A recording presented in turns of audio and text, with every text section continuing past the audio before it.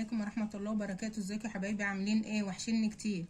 النهارده حبايبي عملنا مع بعض طاجن القلقاس باللحمه ده في الفرن جميل. طبعا الشتا جه وخضاره الجميل جه، الخضار كله الجميل جه.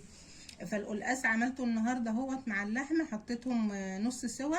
القلقاس كان نص سوا على النار من فوق واللحمه نص سوا، حطيتهم مع بعض في الطاجن ودخلتهم الفرن.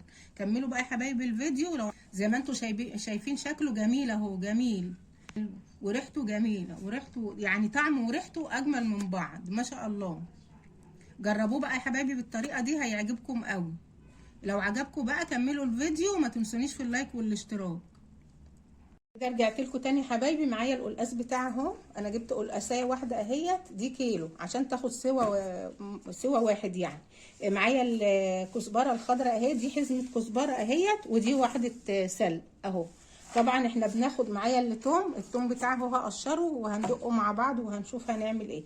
الورقه دي يا حبايبي انا باخد الورقه دي بس اهي بتاعه الكزبره اهي، عشان هغسلها هتتعمل في الخلاط مع الورقه دي بتاعه السلق اهي. بناخدها كده كده بقى. هخلص حاجتي وارجع لكم تاني. بقى يا حبايبي انا خرطت القلقاس اهوت قطع صغيره كده، والتوم اهو قشرته ودقيته مع كزبره ناشفه، والخضره هي الكزبره الخضراء مع السلق.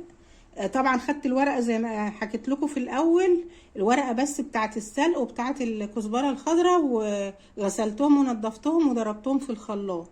هنسمي الله بقى. بسم الله الرحمن الرحيم، اللهم صل على سيدنا محمد. كده شغلت البوتاجاز كده بقى خلاص. انا حطيت الزيت اهوت. هحط الثوم ده، توم على كزبره ناشفه.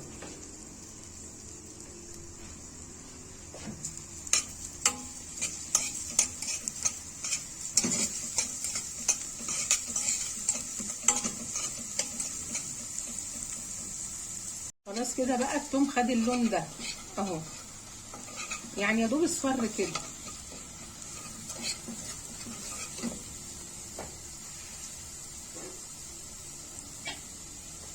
هضيف بقى الخضره بتاعتي.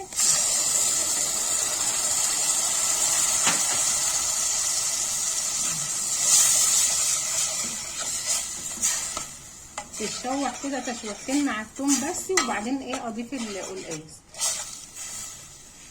كده بقى يا حبايبي بحط البهارات بتاعتي دي، البهارات السبعه، وده الفلفل اسمر، وده الملح بتاعه.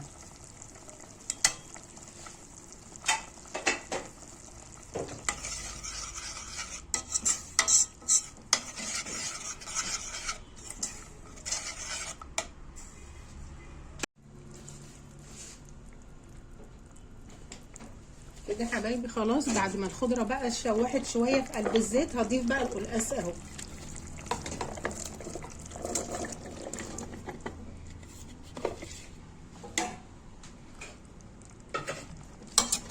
نقلبه بقى تقلبتين كده مع الخضره.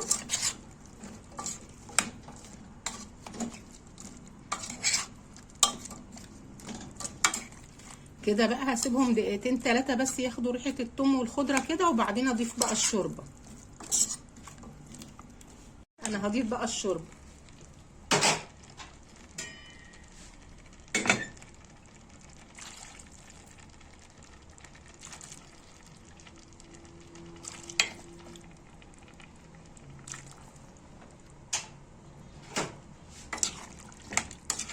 هياخد غلوه بقى بس يا حبايبي كده، وهنقلهم في الطاجن بقى مع اللحمه يكملوا سوا في الفرن.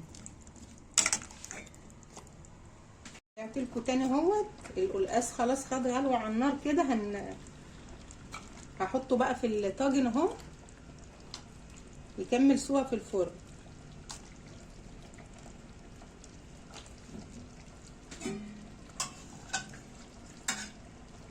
هضيف برضو مع اللحمه.